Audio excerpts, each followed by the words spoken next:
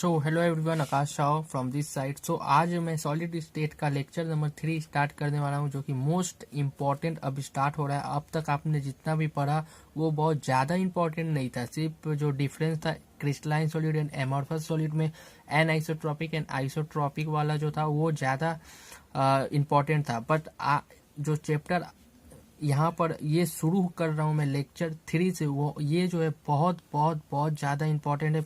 पूरे चैप्टर में इसी के ऊपर डिस्कस किया जाएगा। बड़ा से बड़ा न्यूमेरिकल जो है डेंसिटी निकालना, molecular formula, Avogadro number, unit cell, atoms जो भी है, इस यहाँ से वो बेस स्टार्ट हो रहा है। तो इसको आप बिना स्किप किए बहुत अच्छे से आपको देखना है। और आज मैं आपको यूनिट सेल के बारे में सिखाऊंगा, जिसमें आपको ये जो है एक बहुत मदद करेगी आपको विजुअलाइजेशन करने में। और जो है 3D विजुअलाइजेशन का वीडियो इसमें आएगा ही, आप उससे भी 3D विजुअलाइजेशन कर सकते हो एनिमेशन वीडियोज के द्वारा। अगर आपने फर्स्ट एंड सेकंड वीडियो नहीं देखा है तो उसका लिंक आई बटन पर मिल जाएगा, आप क्लिक कर देख सकते हैं। और अभी तक अगर व्हाट्सएप ग्रुप पर आपने ज्वाइन नहीं किया है तो इस वीडियो के फर्स्ट कमेंट में मेरा कमेंट जो है उसमें आपको व्हाट्सएप एंड टेलीग्राम का लिंक जो है मिल जाएगा। आप उसे जरूर ज्वाइन करें, वहाँ पर आप अपने डिस्कशन कर सकते हैं। कोई चीज़ नहीं आए तो आप उसे फोटो खींचकर भेज सकते हो। और जनरली कोई डाउट हो तो आप इस वीडियो के कमेंट में जरूर कमेंट करें। तो चलिए आज हम लोग शुरू करते हैं लेक्चर नंबर 3। लेक्चर नंबर 3 से पहले आई होप आपने फर्स्ट एंड सेकेंड वीडियो देख लिया है, क्योंकि आपको सीक्वेंस में वीडियो देखना बहुत ज़रूरी है। नहीं तो साइंस जैसे सब्जेक्ट, केमिस्ट्री, फिजिक्स, मैथ, ये सब समझ में नहीं आएगी अगर आप बीच से स्टार्ट करते हो। आपको स्टार्टिंग से लेके एंड तक करना होगा, तभी आप किसी चैप्टर के न्यूमेरिकल्स बना सकते हो अच्छी तरह से। तो फर्स्ट वीडियो में मैंने आपको बताया था दोनों में सॉलिड क्या है, डिफरेंस क्या है क्रिस्टलाइन एमॉर्फस में। और सेकेंड वीडियो में मैंने क्रिस्टलाइन सॉलिड का क्लासिफिकेशंस किया था। और अब स्टार्ट कर रहे हैं जो इस चैप्टर का मोस्ट इम्पॉर्टेंट है, वो है लैटिस। तो लैटिस किसे कहते हैं? क्रिस्टल लैटिस भी कहीं कहीं से कहा जाता है।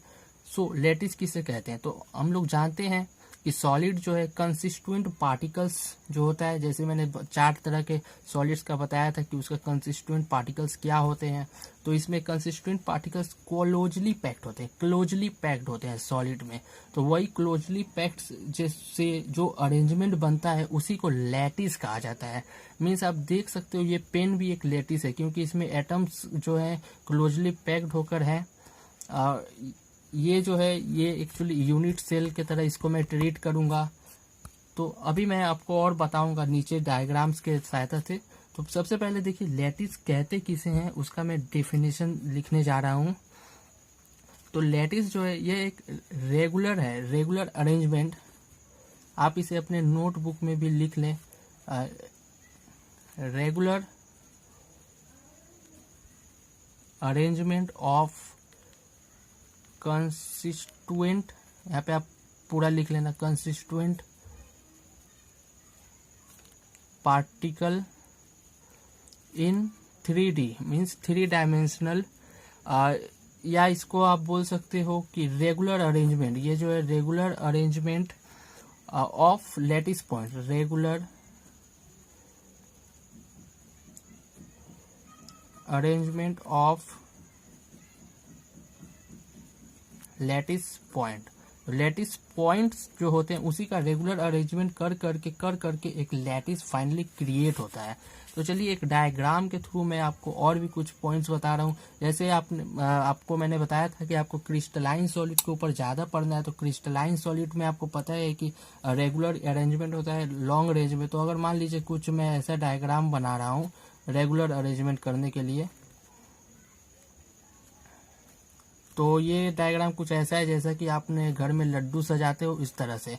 तो डायग्राम ये जो फ्रैक्शंस पैकिंग इफिशियंसी होता है उसको बढ़ाने के लिए एटम्स इस तरह से अपने आप में एक्यूमुलेट होते हैं, इस तरह से अपने आप में अरेंज होते हैं ताकि पैकिंग फ्रैक्शन बढ़ पाए, ज़्यादा से ज़्यादा एटम्स आ पाए। और जो 4 तरह के यूनिट से आज मैं डिस्कस करूंगा उसका नेक्स्ट वीडियोज में उसका पैकिंग फ्रैक्शन का कैलकुलेशन किया जाएगा, तो आप उसको जरूर ध्यान से देखना।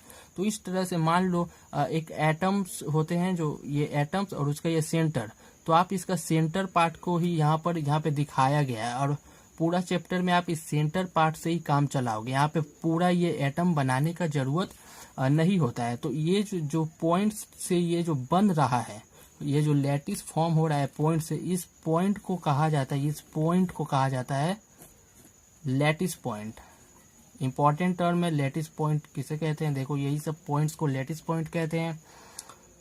और अगर एक मैं यहाँ पे डायग्राम बताऊं, जैसे यूनिट सेल किसे कहा जाता है, यूनिट सेल का मैं प्रैक्टिकल एग्जांपल बताऊंगा। तो यहाँ पर देखो कैसे मैं बना रहा हूँ, उस तरह से आपको करने होते हैं, एक इस तरह से। सो गाइस देखिए यहाँ पे थोड़ा प्रॉब्लम हो गया था डायग्राम बनाते समय कैमरा के नीचे। तो यहाँ पर देख पा रहे हैं कि जैसे ये जो है लैटिस पॉइंट हो गया आपका, ये जो जितने भी पॉइंट्स है ये लैटिस पॉइंट है। और यहाँ पर अगर मैं उस पॉइंट को मिलाता हूँ तो क्यूब बनता है। और इस तरह के स्मॉल यूनिट्स को बोला जाता है यूनिट सेल।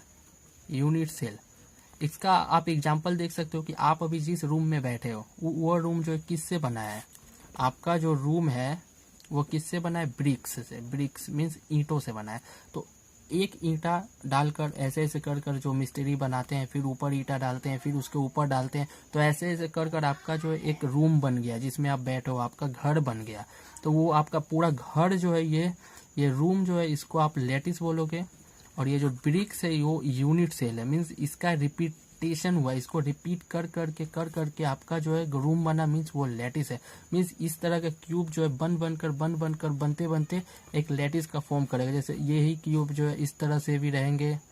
तो इस तरह से आप समझ पा रहे हो जो मैं बनाना चाह रहा हूँ, यहाँ पर इस तरह से होंगे, यहाँ पर क्यूब बन। सो आप इस 3D एनिमेशन वीडियो में देख सकते हो कि कैसे जो है एटम्स क्लोजली पैक्ड हैं, एक लैटिस को फॉर्म कर रहे हैं। और उस एटम्स को यहाँ पे फुल न दर्शाकर कैसे उसके सिर्फ न्यूक्लियस सेंटर को दर्शाया जाता है। तो आप यहाँ पर देख सकते हैं जो रेड कलर के पॉइंट्स हैं, रेड कलर के जो आपको बिंदु दिखाई दे रहे हैं उसी को कहा जाता है लैटिस पॉइंट। तो यहाँ पर देख सकते हैं कंसिस्टेंट पार्टिकल जो है क्लोजली पैक्ड होते हैं सॉलिड स्टेट में, और वो कंटिन्यूसली रिपीटेशन कर एक दूसरे के साथ जुड़ कर एक ये क्रिस्टल लैटिस का फॉर्म करते हैं। तो आई होप आपको इस वीडियो से अच्छा से समझ आया होगा। बनेंगे तो उसी तरह यूनिट सेल होता है। यूनिट सेल का जो है यहाँ पर डिफिनेशन बताता हूँ। देखिए ये जो डायग्राम, ये जो चीज़ है ये एक यूनिट सेल है। आप इसको यहाँ पर एक क्यूब देख रहे हैं, तो इसको ही मैं यूनिट सेल के तरह ट्रीट कर आपको एग्जांपल्स में विजुअलाइज करा दूंगा। और उसके ऊपर यहाँ पर एक वीडियो अभी जो शो हुआ आपने 3D का, उसमें आप देख ही लिए कि लैटिस यूनिट सेल क्या होता है। तो फिर देखिए इसमें यूनिट सेल का अगर मैं बताने जाऊँ तो सबसे शॉर्ट जो है इसका एक मैं डिफिनेशन बता रहा हूँ, तो स्मॉलेस्ट ज्योमेट्रिकल पोर्शन है ये, दी स्मॉलेस्ट जियोमेट्रिकल, यहाँ पर portion of the crystal lattice, जो ऊपर लैटिस है, लैटिस का स्मॉलेस्ट जो पोर्शन है lattice, which can be use, जो यूज होता है, which can be used as repetitive, यहाँ पर गीला हो गया मैं पीछे लिख रहा हूँ,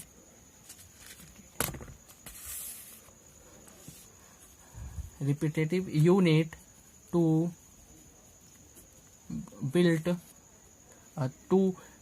up the whole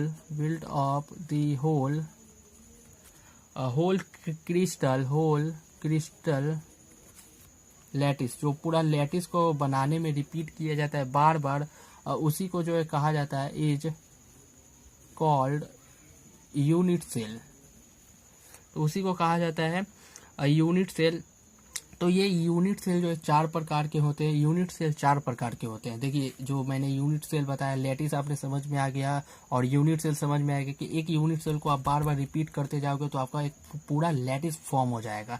जैसे आपका मैंने घर का एग्जांपल बताया, जैसे बूंदिया का लड्डू जो होता है ना, तो उसमें क्या होता है, छोटे छोटे देखते हो बूंदिया गोल गोल होते हैं, उसको मिला कर ऐसे ऐसे करने से एक लड्डू बन गया। तो मान लो वो लड्डू लैटिस है और जो एक छोटा छोटा गोल गोल बूंदिया होता है ना, वो उसका यूनिट सेल है। आप ऐसे इमेजिन कर सकते हो आपका जो रूम है वो लैटिस है और जो ईंटा से बना हुआ है एक यूनिट सेल है। तो ऐसा करके रूबिक्स क्यूब आपने देखा होगा जिसमें लाल हरा ब्लू करके कलर्स को मिलाया जाता है ऐसे ऐसे कर कर, तो उसका एक छोटा सा क्यूब आप यूनिट सेल मान लो, एक छोटा सा क्यूब जो है यूनिट सेल उसको मानो, और वो जो पूरा है वो आपका लैटिस हो जाता है। सो अभी आपने देखा कि कैसे एटम्स जो है कंस्टिट्यूएंट पार्टिकल्स जो है कैसे क्लोजली पैक्ड होकर एक लैटिस का फॉर्म करते हैं। और अब इस एनिमेशन में आप जानेंगे कि यूनिट सेल को मैं इसमें आपको विजुअलाइजेशन कराऊंगा कि यूनिट सेल किस तरह से आप विजुअलाइज कर कर समझ पाएंगे। तो ये रेड पॉइंट्स जो थे वो लैटिस पॉइंट थे, और इस क्रिस्टल लैटिस में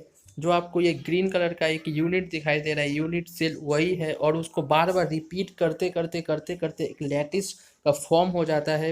हाँ, और वही जो रिपीटेशन हुआ है उसमें जो ब्लू कलर का ये आपको शेडेड रीजन दिखाई दे रहा है वही है यूनिट सेल, और ये पूरा जो दिखाई दे रहा है आपके सामने जो स्ट्रक्चर वो है क्रिस्टल लैटिस, जो कि कंस्टिट्यूएंट पार्टिकल के क्लोजली पैक्ड होने के फलस्वरूप बना है। ये क्रिस्टल लैटिस पूरा है, और वो जो ब्लू शेडेड जो आपको एक छोटा सा क्यूब दिखाई दे रहा है वो यूनिट सेल है। आप विजुअलाइज कर पा रहे होंगे, देखिए यहाँ पे कैसे कि यूनिट सेल जो उसमें से निकल गया, और जो वहाँ पे कॉर्नर्स पे रेड पॉइंट्स दिखाई दे रहे हैं वो आपके क्रिस्टल पॉइंट्स हैं, crystal lattice point, sorry lattice points है। वहाँ पर आप देख पा रहे हैं जो रेड कलर से न्यूक्लियस को एटम के सेंटर को दिखाया गया है।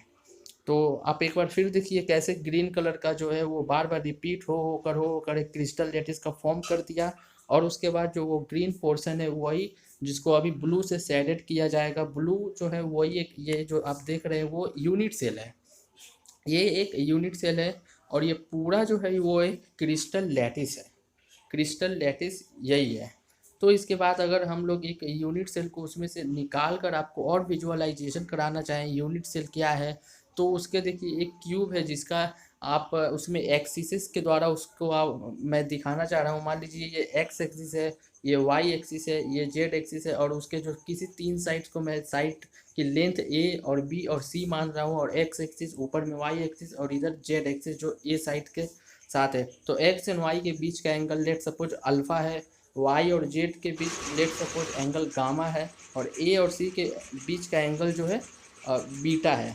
तो ये जो है सेल पैरामीटर्स कहा जाता है, जो ए बी सी है, ए बी सी जो साइड्स है, और ये alpha beta and gamma angle है, इसी को सेल पैरामीटर्स कहा जाता है, जिसके ऊपर आपको 7 टाइप्स के सेल पैरामीटर्स के ऊपर आपको 7 टाइप्स के और भी एक ये लैटिस पढ़ने होते हैं जिसे ब्रेविस लैटिस कहा जाता है। वो आपको फर्दर वीडियो में बताया जाएगा, ये आपके बोर्ड एग्जाम के लिए उतना ज़्यादा इंपॉर्टेंट नहीं है, इसीलिए मैं उसको फर्दर वीडियो में इम्पॉर्टेंट टॉपिक्स नाम देकर उसको मैं पढ़ा दूंगा फॉर द कॉम्पिटिटिव एग्ज़ाम। अगर आप एंट्रेंस एग्ज़ाम में जाओगे तो उससे आपका जो है क्वेश्चन पूछ सकता है। तो ये याद रखें कि ए बी सी और alpha beta gamma is known as cell parameter for a unit cell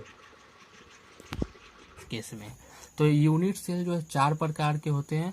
unit cell जो है वो 4 प्रकार के होते हैं, 4 टाइप्स के यूनिट सेल होते हैं। बट उससे पहले जो है यूनिट सेल को जानने से पहले आपको जो है एक टर्म जानना होगा कि मीन्स उसमें आपको बताने के लिए ये पहले जानना होगा कि कैलकुलेशन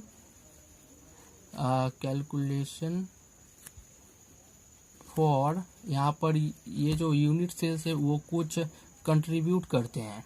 कैलकुलेशन फॉर सॉरी यहाँ पे कैलकुलेशन नहीं होगा, यहाँ पे होगा कंट्रीब्यूशन ऑफ एटम्स। इसको थोड़ा जानना जरूरी है कि कंट्रीब्यूशन किस तरह से होता है। उसके बाद में 4 तरह के लैटिस आपके साथ बताऊंगा, वो बहुत ही इंपॉर्टेंट है, जिसका पहला है सिंपल यूनिट सेल होता है, फिर फेस सेंटर होता है, बॉडी सेंटर होता है, इंड सेंटर होता है। तो देखो कंट्रीब्यूशन क्या होता है।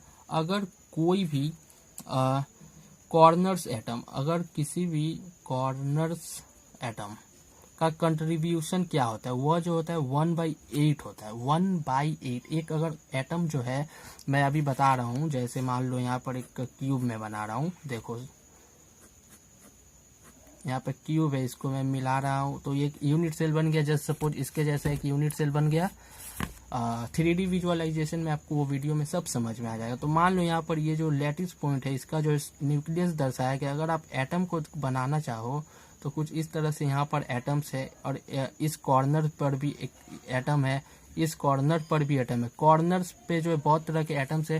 टोटल आपके 8 कॉर्नर्स होते हैं। आप जिस रूम में बैठे हो, ये चैप्टर जो विजुअलाइजेशन का है, थोड़ा विजुअलाइज करें। आप जिस कॉर्नर पर बैठे हैं देखो कितने सारे कॉर्नर्स है। 4 कॉर्नर्स आपको ऊपर दिखाई देंगे, 4 कॉर्नर्स आपको जमीन में दिखाई देंगे। तो टोटल 8 कॉर्नर्स होते हैं। कॉर्नर्स 8 होते हैं। अगर इस एटम्स का बात किया जाए कॉर्नर्स पर जो है, तो इस एटम का कंट्रीब्यूशन इस यूनिट सेल में कितना है, देखो कुछ इतना है।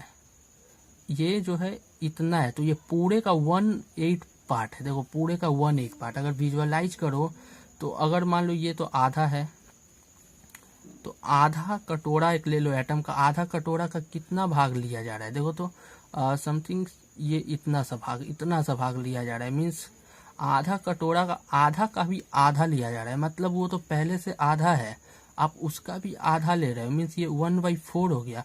और 1/4 में पूरा अगर लोगे पूरा एटम जो है, तो ये पूरा एटम का आप फिर 1/2 ले रहे हो। पूरा एटम का पहले हाफ ले रहे हो, तो ये देखो 1/8। इसका कंट्रीब्यूशन जो है 1/8 होता है। मीन्स अगर इस यूनिट सेल में अगर यहाँ पर ऐसा करके मैं यूनिट सेल लगा दूँ, एक यहाँ पर भी हो, एक यहाँ पर भी हो, एक इधर भी हो, इधर भी हो, ऊपर भी हो, नीचे चारों तरफ लगा दो, तो इसका जो कॉर्नर्स का एटम होगा वो 8 रूम्स में डिवाइड हो जाएगा।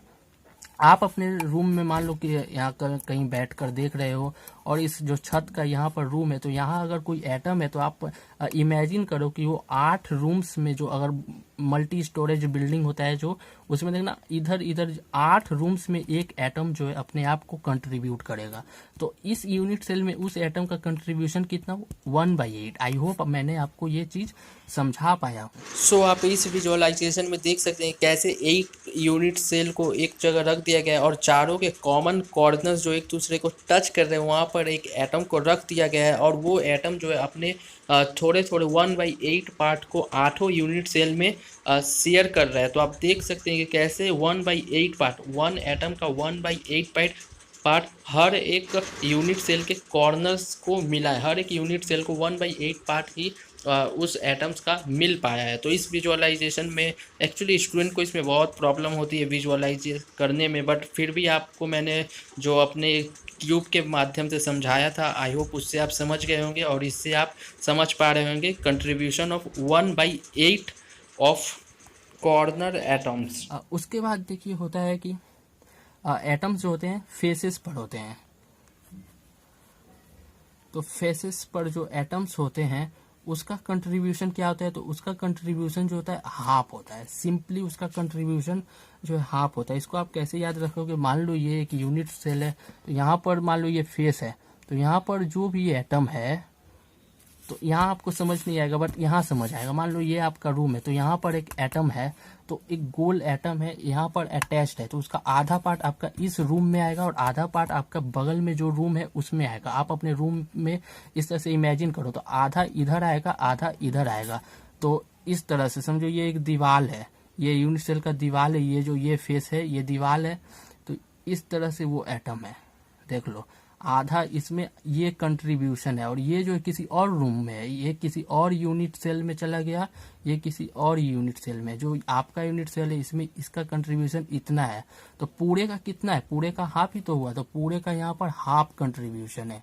सो इस विजुअलाइजेशन में आपको थोड़ी आसानी होगी as compare to corner atoms के।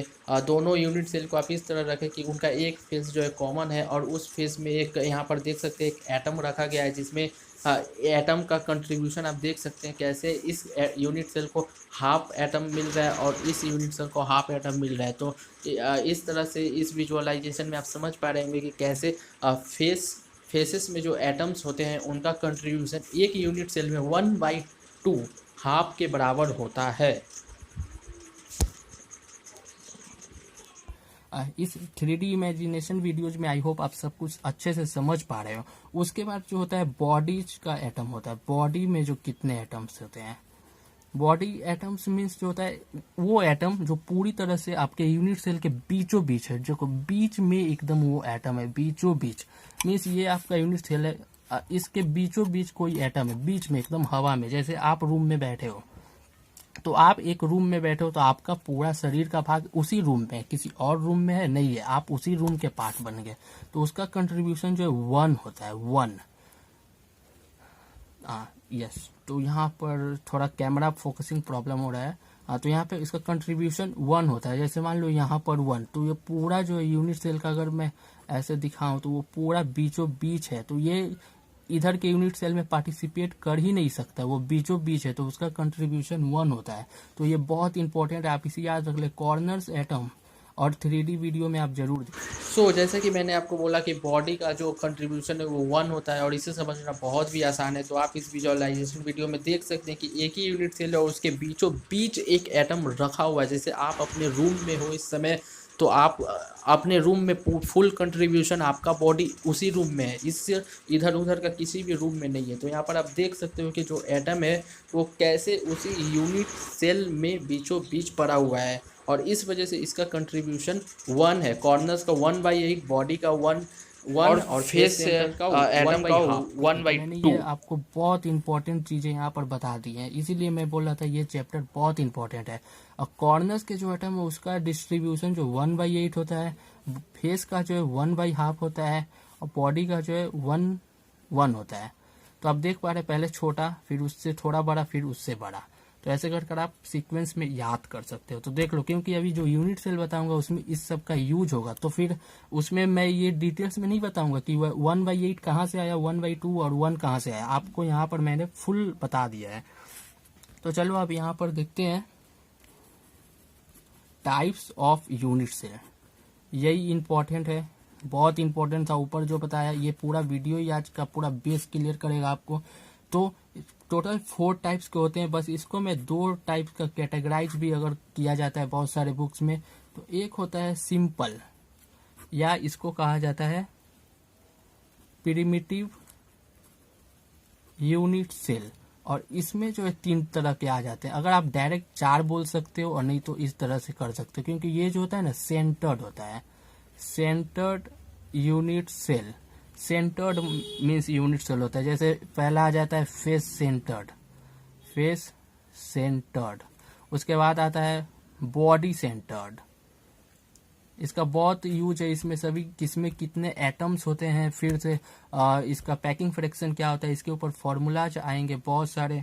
और उसके बाद लास्ट में आता है आपका इंड सेंटर्ड, END, M नहीं है, N है, इंड होता है, हाँ, इंड सेंटर्ड। इसको शॉर्ट में FCC बोला जाता है, means face centred cubic cell. उसके बाद इसको BCC बोला जाता है।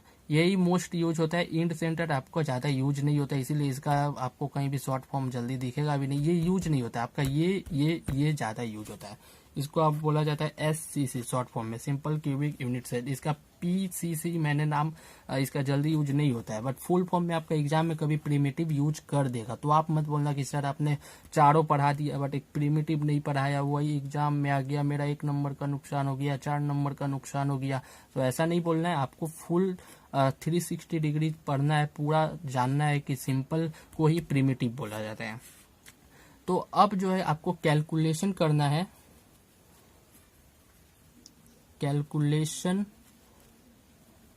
Of atoms in different type of unit cell. जो ये 4 तरह के आपने पढ़ लिए, अब उनमें जो है एटम्स का आपको कैलकुलेशन करना है कि किसमें कितने एटम्स होते हैं। लेकिन उससे पहले जो है किसको सिंपल बोला जाता है, किसको फेस सेंटर बोला जाता है, किसको बॉडी सेंटर बोला जाता है, ये बहुत ज़्यादा इंपॉर्टेंट है, ये जान लेना आपको। ये लाओ इधर, ये देखो, इसमें मैं बहुत आपको एग्जांपल्स दूंगा। तो चलिए देखते हैं। पहला जो है simple, simple unit cell, simple unit cell या सिंपल क्यूबिक यूनिट सेल पूरा बोला जाता है। इसका एक नाम प्रिमिटिव भी है, ऊपर बता दिया है। तो देखिए सिंपल यूनिट सेल क्या होता है, एक क्यूब आप इमेजिन कीजिए, क्यूब, इस तरह का क्यूब इमेजिन कीजिए, और उस क्यूब में जो है एटम्स कहाँ होते हैं, देखो atoms are only at corners. उस क्यूब में जो है कॉर्नर्स पर अगर सिर्फ एटम है, 8 कॉर्नर्स होते हैं, 8 कॉर्नर्स पर अगर एटम है तो आप उसको सिंपल प्रिमिटिव यूनिट सेल बोल दोगे। हाँ, तो चलिए उसके बाद देखिए क्यूबिक यूनिट सेल होता है। क्यूबिक यूनिट सेल में ये कॉर्नर्स पे 8 एटम होते हैं। इसको कैसे बताया जाता है, देखिए यहाँ पर एक मान लो ये एक मैं बना रहा हूँ, यूनिट सेल बना रहा हूँ, मीन्स क्यूब बना रहा हूँ, ये ऐसे ऐसे ऐसे। तो यहाँ पर देखो, यहाँ पर एटम्स हैं। फिर से मैं बोल रहा हूँ, ये न्यूक्लियस डिनोट किया जाता है, असल में एटम इस तरह से है, यहाँ पर एटम इस तरह से होगा, ठीक है। ये जो है आपका लैटिस पॉइंट्स बन रहा है, मीन्स न्यूक्लियस। तो यहाँ पर देखो, सिंपल यूनिट सेल में क्या होता है, atoms are only at corners. इसको आप अंडरलाइन करो, एग्जाम में भी आएगा तो इसको अंडरलाइन ऐसे करना चाहिए, कॉर्नर्स पर ही होता है, बहुत इंपॉर्टेंट है, इसका पहचान है। क्वेश्चंस में बोलेगा ये unit cell having atoms at only corners. तो अगर कॉर्नर्स पे है तो आप समझ जाओ कि वो सिंपल यूनिट सेल की बात कर रहा है। तो कॉर्नर्स पर इस तरह से एटम्स है। तो आप समझ पा रहे हो कि यहाँ पर कॉर्नर से अगर मैं बात करूँ, इसमें सिंपल यूनिट सेल, एक यूनिट सेल में कितने एटम्स अवेलेबल है। तो टोटल यहाँ पे देखो कितने एटम्स है, total 8 atoms, sorry 8 atoms only.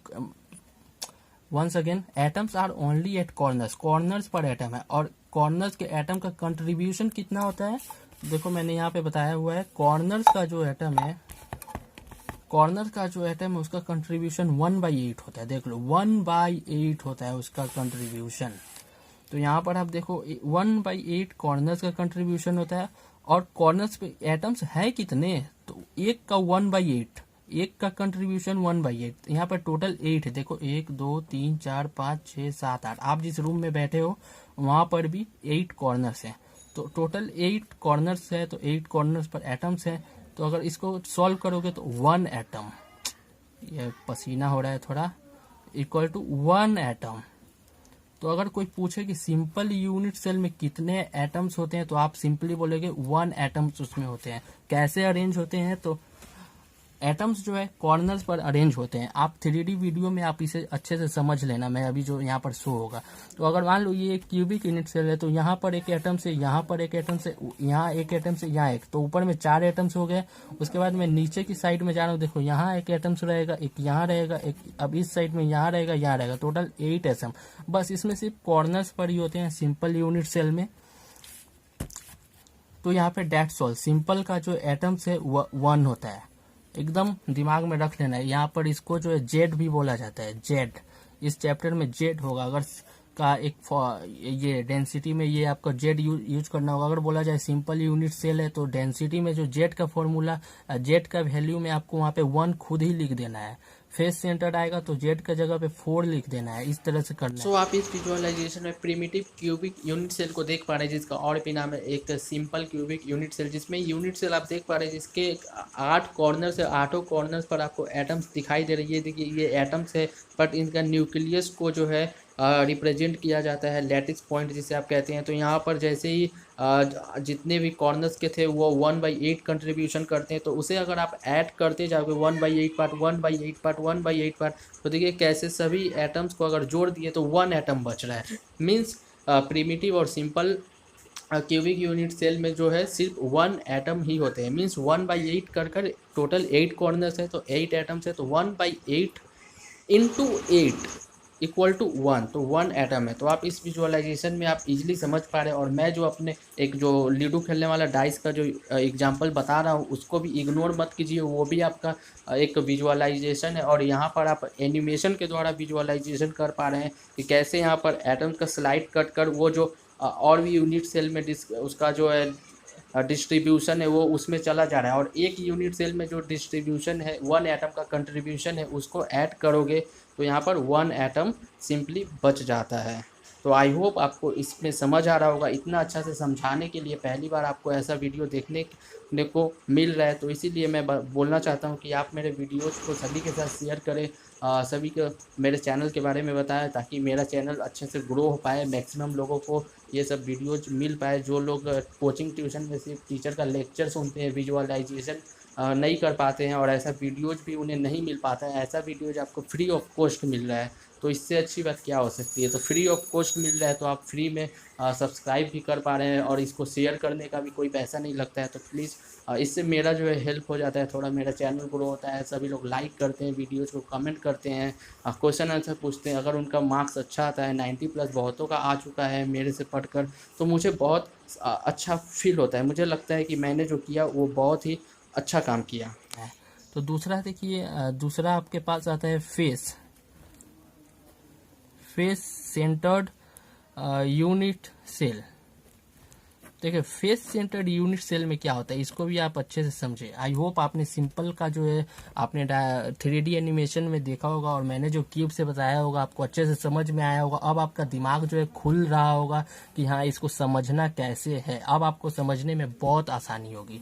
तो फेस सेंटर में देखो यहाँ पर क्या होता है, सबसे पहले तो atoms are only at corners and, यहाँ पे कॉर्नर्स पे होते हैं एंड फेसेस, यहाँ पे फेसेस पे होते हैं। तो फेस नाम में ही है तो फेस पे होता है एंड कॉर्नर्स पे होता है। अब किस तरह से होता है तो चलिए अगर मैं आपको यहाँ पर दिखाना चाहूँ कि फेस सेंटर्ड यूनिट सेल में एटम्स होते कैसे हैं, तो देखिए यहाँ पर सबसे पहले मैं एक सिंपल सा यूनिट सेल जैसे मैंने बना रहा था ऊपर बनाया, यहाँ पर भी बना देता हूँ। तो इस तरह से यूनिट सेल्स होते हैं। तो मैंने क्या बताया, ओनली एट कॉर्नर, कॉर्नर्स पर होते हैं और फेसेस पे। तो कॉर्नर्स तो टोटल 8 हो गए, तो 8 कॉर्नर्स पे। तो ये तो अभी सिंपल वाला केस चल रहा है, मीन सिंपल यूनिट सेल का केस चल रहा है। जी हाँ, आप बिल्कुल वही सोच रहे हैं, बट इसमें डिफरेंस क्या आ गया, इसमें फेसेस होते हैं। अब एक क्यूब में कितने फेस होते हैं, देखो कॉर्नर्स जो होते हैं 8 होते हैं, फेस जो होते हैं वो 6 होते हैं। जैसे आप अपने रूम में बैठे हो तो आपके देखो लेफ्ट हैंड साइड, ये जो है लेफ्ट हैंड साइड में एक दीवार है, राइट हैंड साइड में एक दीवार है, आपके सामने एक दीवार है, आपके पीछे एक दीवार है, आपके ऊपर दीवार है, छत या टाली का घर जो भी हो आपके ऊपर दीवार है, एक जमीन नीचे का दीवार है। तो टोटल देखो कितने हो गए, 1 2 3 4 5 6 फेसेस हो गए। इसको आप इसमें समझ सकते हो, एक यूनिट सेल तो ये है, एग्री कर रहे हो तो इसका फेसेस देखो, ये एक नीचे हो गया 2, ये 3, तो ये 4, ये 5, ये 6। तो यहाँ पे देखो यार 5 बोला तो 5 भी है। एक्चुअली ये लूडो खेलने का डाइस का इसका डिजाइन है, बट इसमें इस तरह से ना पेन रखने का यूज होता है। देखो ये पेन रखने के लिए ये सब ये बना हुआ है। तो साइंस सभी जगह है तो मैंने इसको ही उठा लिया समझाने के लिए। हाँ, तो इसके आप देखो ये फेसेस है, ये फेसेस है। तो इसको मैं ब्लू पेन से दिखा रहा हूँ, नहीं तो आप कंफ्यूज। देखो ये फेस है ना, यहाँ पर एक एटम्स है, ठीक है, ये फेस है, यहाँ एक एटम्स है। फिर इस फेस के अपोजिट फेस में यहाँ एक एटम्स है, इस फेस के अपोजिट में एटम्स यहाँ पर ये एटम्स है। और ये जो आपके तरफ एक है, यहाँ पर एक एटम्स है। इसको मैं दिखा नहीं पा रहा हूँ 3D में, आप इस वीडियो में जो एनिमेशन आएगा उसमें आप अच्छे से समझना इसको। और यहाँ पर जो है पीछे का जो फेस में है, यहाँ पर भी एक एटम है। हाँ, तो जैसे इसमें आप समझ लो कि कॉर्नर्स में तो बता दिया, यहाँ नीचे कॉर्नर से एक एटम यहाँ पर है, एक एटम यहाँ पर है, यहाँ पर है, यहाँ हर एक फेस में एटम है, आप यहाँ से समझ लो। तो अगर मैं बात करूँ कि टोटल एटम कितने होते हैं फेस सेंटर में, तो कॉर्नर्स पे कितने एटम्स हैं, यहाँ पर देखो 8 एटम से, एक एटम का कंट्रीब्यूशन यूनिट सेल में कितना होता है, 1/8 होता है। और कितने एटम से कॉर्नर पर 8 है, तो 8 कट गया, प्लस यहाँ पर 1 होकर खत्म, बट यहाँ पे फेसेस पर है। तो फेसेस पर कंट्रीब्यूशन कितना होता है, मैंने पहले ही बताया था ऊपर, आपको ध्यान से इसको करना है। यहाँ पर मैंने बताया था कैसे हाफ है।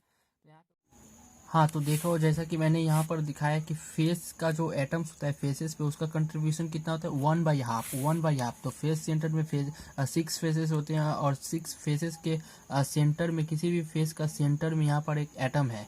तो एक बात और मैं और दिखाना चाहता हूँ कि कॉर्नर्स के एटम इधर होते हैं और फेसेस के एंटर इस फेस के सेंटर में होते हैं। तो क्वेश्चन में अगर बोल दे कि atoms are present at the centre of the face, तो उससे कंफ्यूज मत होना, वो एटम इस सेंटर पर होंगे, इस यहाँ के मतलब ये इस फेस के इधर पे नहीं होगा, इधर पे नहीं होगा, वो इसी जगह पर सेंटर में होगा। और उसी तरह से जो बॉडी में एक एटम होता है वो बॉडी के ठीक बीचों बीच होगा, इस कोने में कहीं नहीं होगा, वो बीचों बीच जो है वो एटम अवेलेबल होगा। तो यहाँ पे देखो फेसेस का जो कंट्रीब्यूशन कितना होता है, हाफ, ऊपर मैंने दिखाया। और कितने फेसेस, मैंने फेसेस तो 6 है और एटम्स भी उस पर 6 है, 6 फेसेस पे हर एक फेस पर एटम है, तो इंटू 6 एटम्स। तो अगर इसको आप सिंप्लीफाई करो तो यहाँ पर आता है 1 फेसेस, मीन्स ऊपर वाला केस आ गया, बट यहाँ पे फेसेस पे एटम है तो यहाँ पर आता है प्लस, कट कर यहाँ पे 3 मीन्स 4 एटम। तो यहाँ पे कंक्लूजन क्या निकलता है कि फेस सेंटर्ड यूनिट सेल में जो है 4 एटम्स होते हैं। फर्दर आप चाहोगे तो इसमें आपको पढ़ना पड़ेगा Z=4 face centred unit cell and Z=1 for simple cubic unit cell. चलिए इसके बाद हम लोग चलते हैं। तो ये आप 3D एनिमेशन वीडियो में आप देख ले सो आप इस विजुअलाइजेशन में देख सकते हैं यूनिट सेल में जो फेस सेंटर्ड यूनिट सेल है FCC, उसके कैसे कॉर्नर्स पर 8 एटम्स है और फेसेस पर जो है 6 फेसेस पर एक एक करके एटम्स है। अगर उसको स्लाइड कर दिया जाए मीन्स डिफरेंट यूनिट सेल में जो कंट्रीब्यूशन है उसको हटाकर एक यूनिट सेल में जो कंट्रीब्यूशन है, तो कॉर्नर्स का जो 1/8 का कंट्रीब्यूशन होता है वो, और 8 कॉर्नर्स पे 8 एटम्स हैं, तो 1/8 इंटू 8 इक्वल्स टू 1। और जो फेसेस पर ये है देखिए ऐड होकर बन जाते हैं 1/2, हाफ कंट्रीब्यूशन होता है, और 6 फेजेस में 6 एटम्स है तो वो आपस में ऐड होकर 3 बन जाते हैं। तो इस तरह से देखा जाए तो FCC में टोटल नंबर ऑफ एटम्स 4 होते हैं। इसमें आप देख सकते हैं वो जो फेजेस का 3 एटम्स हो गया और कॉर्नर्स का मिलाकर 1 एटम।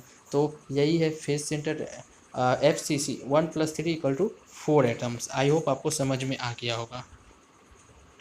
और चलिए इसके बाद जो तीसरे टाइप का आपको पढ़ना है वो है बॉडी सेंटर्ड यूनिट सेल। तो उसमें मैं बताता हूँ उसमें क्या होता है।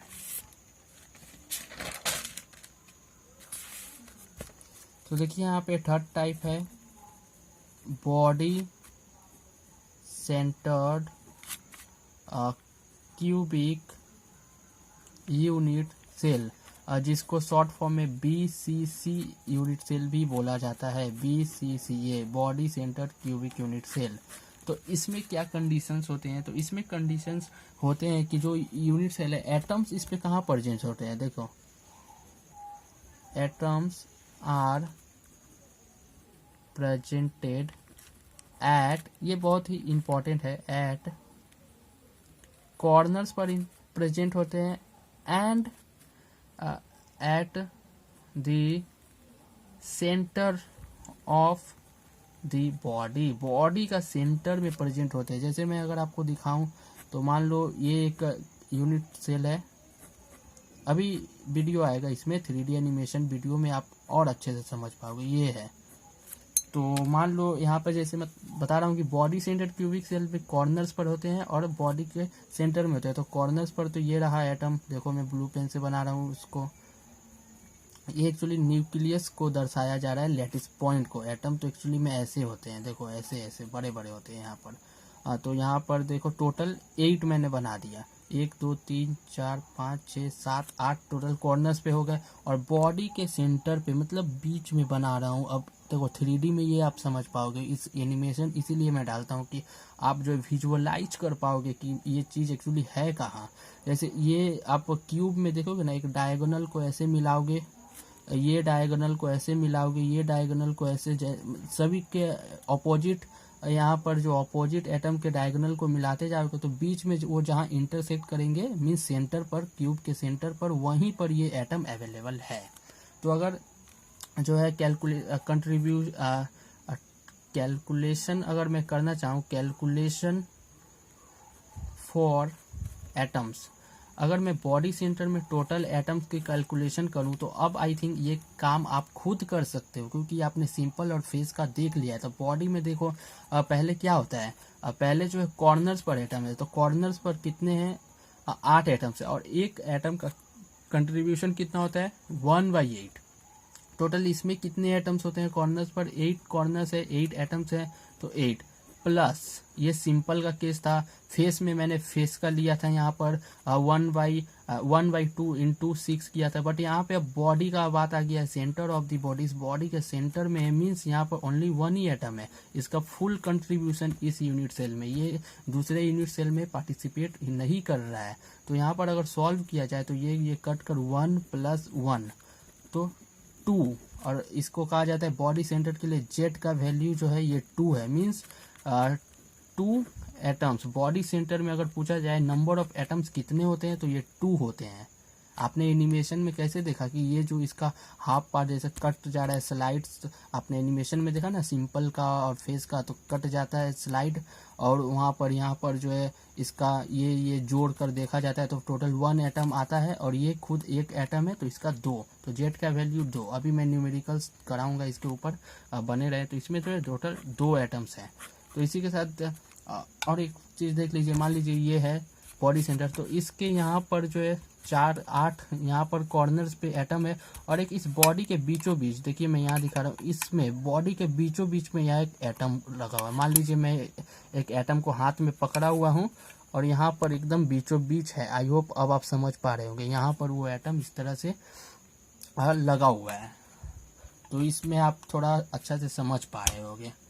तो ठीक है, अब उसके बाद हम लोग तो इस विजुअलाइजेशन में आप देख पा रहे हैं कि body centred cubic unit cell है, जो उसी तरह से 8 कॉर्नर्स पर 8 एटम्स रखे हुए हैं, और एक बॉडी जो यूनिट सेल के एकदम मिडिल में रखा हुआ है। देखिए ये एटम का रिप्रेजेंटेशन ऐसे होता है, और जब स्लाइड से कट जाता है तो एक यूनिट सेल में उसका कंट्रीब्यूशन क्या रहा, तो 1/8 इंटू 8 कर 1 एटम कॉर्नर का, और जो एक एटम जो है पूरा यूनिट सेल के भीतर था उसका 1 कंट्रीब्यूशन। तो यहाँ पर देखिए 1 + 1 = 2 एटम। तो अब तक तो आपको ये इजीली समझ में आ रहा होगा, क्योंकि पहले मैंने बहुत अच्छे से बताया, तो अब आपको ये इजी लग रहा होगा।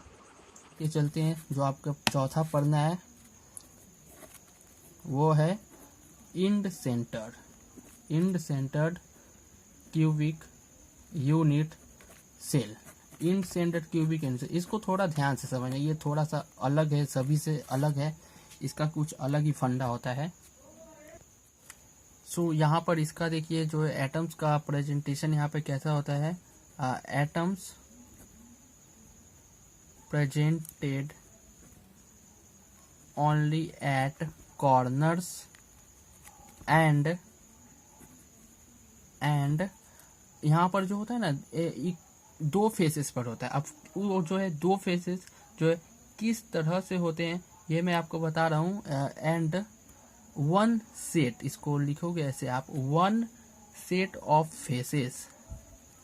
अगर आप, मैं इसे ऐसे बताऊं तो 2 फेसेस पर होते हैं, बट इसमें कंडीशन है, आप कोई भी 2 फेस को नहीं ले सकते हैं। फॉर एग्जांपल देखिए कैसे यहाँ पर है, एक यूनिट सेल इस तरह से है। मान लीजिए मैं एक यूनिट सेल ऐसा बना रहा हूँ, तो अगर इसका एटम्स कॉर्नर्स पर, देखिए कॉर्नर्स पर एक चीज़ अच्छी है कि सभी के कॉर्नर्स पर तो एटम होते हैं। सिंपल में सिर्फ कॉर्नर्स पर एटम होते हैं, फेस में फेस पर कॉर्नर्स पर होते हैं, और बॉडी पर कॉर्नर्स पर भी होते हैं, बॉडी के बीचों बीच होता है। और इंड का जो है ना, मैं बता रहा हूँ, किसी भी 2 फेसेस, अगर आप वो फेस ले रहे हो, सपोज डेट उस फेस के सेंटर पर एटम ले रहे हो, तो अब आपको इस फेस के सेंटर पर एटम लेना होगा। अपोजिट में देखो 1 सेट ऑफ फेसेस, अगर आप इस पे लोगे तो इस पे लेना होगा, अगर आप ऊपर वाले फेस पर लोगे तो नीचे वाले। इसको समझने के लिए आप यहाँ पर देख सकते हो, यहाँ पर देखो, अगर इस फेस पर कॉर्नर्स पर तो है यहाँ 4 5 6 7 8 कॉर्नर्स पर एटम है। अगर अब 1 सेट ऑफ फेसेस पर लेना, अगर आप यहाँ पर वो एटम ले रहे हो तो दूसरा एटम जस्ट इसके ऑपोजिट फेस में, मतलब यहाँ लेना होगा। अगर आप इस फेस पर ले रहे हैं तो उसके ऑपोजिट लेना होगा, अगर आप इस फेस पर ले रहे हैं तो इसके अपोजिट लेना होगा, मीन्स पेयर पर लेना होगा, सेट पर। आप ऐसा नहीं कर सकते हो कि एक एटम मैं इस फेस पर ले रहा हूँ, सेकंड को इस पे ले रहा हूँ, एक को यहाँ ले रहा हूँ तो एक को यहाँ ले रहा हूँ, एक का यहाँ ले लिया तो एक का यहाँ ले लिया, तो ये गलत हो जाएगा, ये इस पे नहीं होता है। तो इस पे मस्ट आपको ध्यान देना है। वो 1 सेट या पेयर ऑफ फेसेस, जो बोलना है आप बोल सकते हो, इस तरह से होता है। तो यहाँ पर अगर देखिए मैं करना चाहूँ कैलकुलेशन ऑफ एटम्स करना चाहूँ, तो यहाँ पर आप देखो क्या होता है। सबसे पहले तो कॉर्नर्स पर एटम है, तो अब तक तो आप माहिर हो गए होगे, ये कैलकुलेशन करने में बताने की ज़रूरत ही नहीं है। तो एक कॉर्नर्स एटम का, इसीलिए मैं अब थोड़ा स्पीड में भी बता सकता हूँ, क्योंकि पहले मैंने बहुत समझाकर बताया आपको। यहाँ पे 1/8 एक का कंट्रीब्यूशन है, टोटल 8 एटम्स है। उसके बाद यहाँ पर 2 फेस का एटम है, तो एक का फेस पर कितना कंट्रीब्यूशन होता है मैंने आपको पीछे बताया हुआ है। देखिए यहाँ पर पीछे जाकर, यहाँ पर फेसेस का एटम्स का 1/2 कंट्रीब्यूशन होता है। तो यहाँ पे 1/2 इंटू कितने, अब जो 2 फेसेस पर ही एटम है, तो 2 एटम्स है तो 2, तो यहाँ पर इसका 1 प्लस इसका 1, यहाँ कट कर 1, ठीक है। तो यहाँ पर 2 एटम्स, तो देखो इंड सेंटर्ड का यहाँ पर निकल कर आ गया, टोटल 2 एटम्स होते हैं। तो सिंपल में 1 एटम, फेस सेंटर में 4 एटम, बॉडी सेंटर में 2 एटम, इंड सेंटर में भी 2 एटम। तो ये डाटा आपको याद कर लेना है, और इस डाटा को आपको टेबल के फॉर्म में बनाकर याद करना है। और एक टेबल में बना कर रखा हूँ आपके लिए, तो वो टेबल में जल्दी से आपको दिखाना चाह रहा हूँ। तो यहाँ पर आप देख पा रहे होगे कि यहाँ पर एक टेबल मैंने बना दिया है। देखिए कॉर्नर्स का कंट्रीब्यूशन जो 1/2 है, फेस कंट्रीब्यूशन, फेस सेंटर पे जो कंट्रीब्यूशन होता है वो 1/2 है, बॉडी का कंट्रीब्यूशन 1 होता है। तो यहाँ पर देखो नंबर ऑफ एटम कैलकुलेशन है, यहाँ पर देखो टाइप ऑफ यूनिट सेल, जिसमें सिंपल में देखो क्या होता है, कॉर्नर पे कंट्रीब्यूशन 8/1/8, उसमें फेस पर कोई एटम नहीं होता है, बॉडी पर कोई एटम नहीं होता है, इसका कैलकुलेशन करोगे तो 1। तो यहाँ पे total number of atom 1। Face cubic unit cell में क्या होता है, कॉर्नर्स पर होते हैं तो कॉर्नर्स का कंट्रीब्यूशन सभी के कॉर्नर्स पर होते हैं तो ये सेम होगा। और फेस क्यूबिक है तो FCC है तो इस पे जो है फेसेस पर एटम्स होंगे तो 6 फेसेस है, एक का हाफ कंट्रीब्यूशन होता है तो ये टोटल 3 हो गया, 3 और ये 1 मिलकर यहाँ पे 4 हो गया। बॉडी पे कोई यहाँ पर एटम नहीं होता है। अब बॉडी में देखो क्या होता है, BCC body cubic unit cell में क्या होता है, कॉर्नर्स पर एटम है, अब फेस पर वहाँ एटम्स नहीं होते, बॉडी पर एटम्स होते हैं, 1 ही होता है तो यहाँ पर 2। और एंड का जो है देखो कॉर्नर्स पर होते हैं और फेस का 1 सेट ऑफ फेस पर होता है जो बताया था। तो 2 फेस पर है, एक का हाफ कंट्रीब्यूशन तो ये 1 ये 1, और यहाँ पे बॉडी पे कुछ नहीं होता है तो 1 + 1 = 2। तो इसको आप मस्ट याद कर लेना, एग्जामिनेशन में MCQ में आपसे ये पूछा जाता है कि FCC में टोटल नंबर ऑफ एटम्स कितने हैं, या किसी एटम यूनिट सेल में 4 नंबर ऑफ एटम्स है तो वो उसको आइडेंटिफाई कीजिए कि वो कौन सा यूनिट सेल है। तो आपको बताना पड़ेगा FCC, या तो शॉर्ट क्वेश्चन में पूछ ले 1 मार्क्स का, या आपको MCQ में पूछ ले, तो इसको याद करना जरूरी है।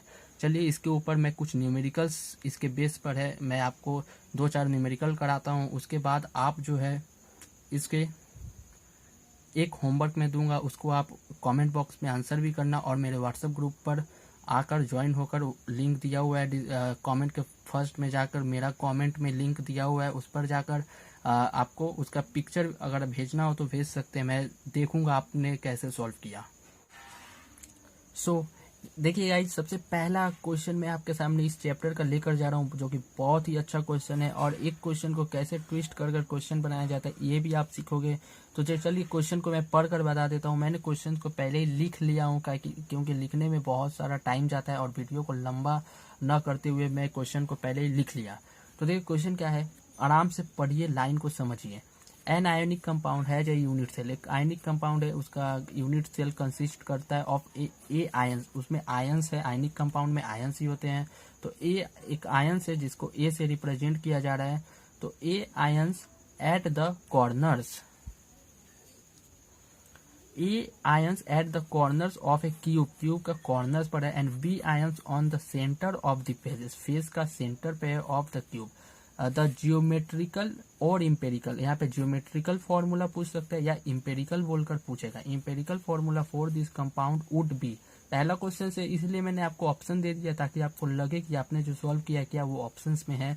तो देखिए सबसे पहले आपको वीडियो को पॉज कर क्वेश्चन को आप खुद से ट्राई करो, उसके बाद मैं क्वेश्चन समझाऊंगा क्या है नहीं है। अगर कर पा रहे हो तो बहुत ही अच्छी बात है, और नहीं कर पा रहे हो तो आप देखिए क्या है इस क्वेश्चन में।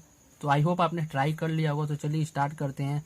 तो कोई भी यूनिट सेल है, आपको यूनिट सेल तो पता ही होगा। तो सबसे मेन पॉइंट यहाँ पर देखिए, ए नंबर का ए आयंस है एक एट द कॉर्नर्स, तो इसको आप पहले अंडरलाइन करो कहीं भी हो, एट द कॉर्नर्स ये हिंट है। उसके बाद बी आयंस कहाँ पर है, B ions at the centre of the faces बस, और इसमें कहीं है। और बॉडी का बात किया है नहीं किया है, मीन्स यहाँ पर जो यूनिट सेल है उसमें एटम्स जो है कॉर्नर्स पर है। देखो पहला जो है कॉर्नर्स पर है, दूसरा जो है फेसेस पर है। तो मीन्स यहाँ से एक कंक्लूजन तो आप पहले ही निकाल सकते हो कि ये FCC है, face centred cubic unit cell है। बट क्वेश्चन ये पूछा नहीं है। अगर इतना लंबा झाड़ कर अगर MCQ में पूछ दे कि which type of unit cell, option दे दे या कुछ भी, तो ये आंसर होगा। बट इसमें कुछ आंसर है कि वो जो आयनिक कंपाउंड है उसका इम्पेरिकल फॉर्मूला या ज्योमेट्रिकल फॉर्मूला क्या होगा। तो सबसे पहले देखो यहाँ पे क्या है, सिंपली ए जो है कॉर्नर्स पर है। तो देखो क्या करना है, ए जो है ए का कैलकुलेशन हम लोग करेंगे। ए जो है कॉर्नर्स पर है तो ए का कैलकुलेशन करेंगे, कॉर्नर्स पर है मीन्स टोटल कॉर्नर्स कितने होते हैं, FCC है BCC। अगर आपको नहीं भी पता है तो आप इसको सॉल्व कर सकते हो। हाँ, तो कॉर्नर्स पर है तो आप फिर इसको देख लो कैसे। यहाँ पर 8 कॉर्नर्स पर है तो 1/8 कर इसका होता है। तो 1/8 कंट्रीब्यूशन है, टोटल एटम कितने होते हैं 8, कट कितना हो गया, मीन्स ये जो है 1 होगा। हाँ, तो उसके बाद अभी नहीं समझ आएगा, अब बी का बात करते हैं। चलो देखो बी जो है ions of the centre of the phases, phases पर है तो टोटल 6 फेजेस होते हैं। अगर आप नहीं समझ पा रहे हो तो एफसीसी तो पता चल ही गया। तो एफसीसी में कितने 6 फेजेस होते हैं, 6 फेजेस में 6 एटम्स होते हैं। तो एक एटम का कंट्रीब्यूशन हाफ होता है। तो 6 फेजेस का कितना हो गया, 6 एटम्स हैं तो यहाँ पर 3 हो गया। तो इसका फॉर्मूला क्या हो जाएगा, A1 और B जो है 3। तो सिंपली लिख दोगे AB3। यहाँ पर आप जियोमेट्रिकल और इम्पेरिकल फॉर्मूला तो ये आपका आंसर हो गया। देखो AB3 मीन्स कॉर्नर्स पर है तो उसका ए हो गया। टोटल एटम्स कितना है, 1 है। तो ए जो एटम्स है कॉर्नर्स पर है तो ए एटम एक ही एटम है तो ये ए 1 हो गया। और बी फेसेस पर है तो 1/2 कंट्रीब्यूशन होता है और 6 फेसेस पर एटम है तो ए भी 3 मीन्स बी एटम्स 3 एटम्स है, टोटल 3 एटम्स है तो B3। तो यहाँ पर ऑप्शन आपको क्या दिखाई दे रहा है, AB3। तो सी इज द करेक्ट आंसर। अगर आपका सही हुआ है तो कमेंट में जरूर बताइए यस आपका सही हो गया। तो देखो इसमें थोड़ा मैंने टाइम देकर कैसे मैंने सॉल्व किया, नहीं समझ आया तो मैं अभी फिर से बताता हूँ एक और। समझ में तो आ गया। तो देखो ए आयंस कॉर्नर्स पर है तो कॉर्नर्स का यहाँ पे 1/8 कंट्रीब्यूशन होता है। 8 कॉर्नर्स मीन्स 8 एटम्स तो 1/8 into 8 equals to 1। B equals to अब फेजेस पर बोला है तो 1/2 इंटू 6 इक्वल टू कितना हो गया, हाफ कंट्रीब्यूशन होता है। 6 एटम्स है फेजेस पर तो 3। तो ए बी 3 यहाँ पे उसका फॉर्मूला हो गया A1 एंड B3 AB3। चलिए इसी के साथ एक और क्वेश्चन करते हैं। वही क्वेश्चन है देखो, चलो मैं उसी क्वेश्चन को देखो कैसे एग्जाम में आपका घुरा दिया जाता है। In previous question what will be the change in formula if one atom of corners one corner atom लिख देना अच्छा रहेगा। अच्छा 1 atom at corner, ठीक है 1 atom at corner मिस्ड हो गया है मीन्स वहां से रिप्लेस हो गया है, हट गया है तो मिस्ड फ्रॉम रिस्पेक्टिव पोजीशन, मतलब जहां भी था वो वहां से हट चुका है पोजीशन। तो अब इसका फॉर्मूला क्या होगा, क्वेश्चन वही है। एक एटम जो है वहां से हट गया। अभी तक आपको पता था 8 कॉर्नर्स पर एटम्स है बट एक कॉर्नर से एटम्स जो है निकल गया। मान लो यहाँ पर एक 8 कॉर्नर्स पर 8 एटम है। मान लो यहाँ का एटम जो था आपने किसी तरह से वो एटम को ये जो यूनिट सेल से पूरा निकाल दिया। अब इस कंपाउंड का फॉर्मूला क्या हो जाएगा, तो देखो कंपाउंड का फॉर्मूला क्या हो जाएगा। जैसे मान लो अगर मैं यूनिट सेल बनाकर भी दिखाऊं तो कुछ ऐसा बनाओगे आप। यहाँ पर बनाओगे कॉर्नर पर सभी जगह एटम बनाओगे। एक एटम जो है मिस हो गया तो मान लो यहाँ पर मिस हो गया, मैं यहाँ बना नहीं रहा हूँ, यहाँ पे मिस हो गया। और फेसेस पर बताया तो सभी 6 फेसेस पर होंगे, आप समझ ही गए होंगे। तो देखो ए का कैसे होगा, ए का कंट्रीब्यूशन कॉर्नर्स पर है तो कॉर्नर्स का एटम का तो कंट्रीब्यूशन 1/8 होगा ही। बट यहाँ पर अब नंबर ऑफ एटम्स कितने हैं, 8 है। नहीं, एक एटम्स जो है what will be the change in the formula if one atom at corner is missed. अगर वो मिस्ड हो गया, एक जगह से हट चुका है तो टोटल एटम कितने बच रहे होंगे, 7। तो 7 बच रहे होंगे तो इसको कैलकुलेशन करने पे कितना आएगा, 7/8। ठीक है।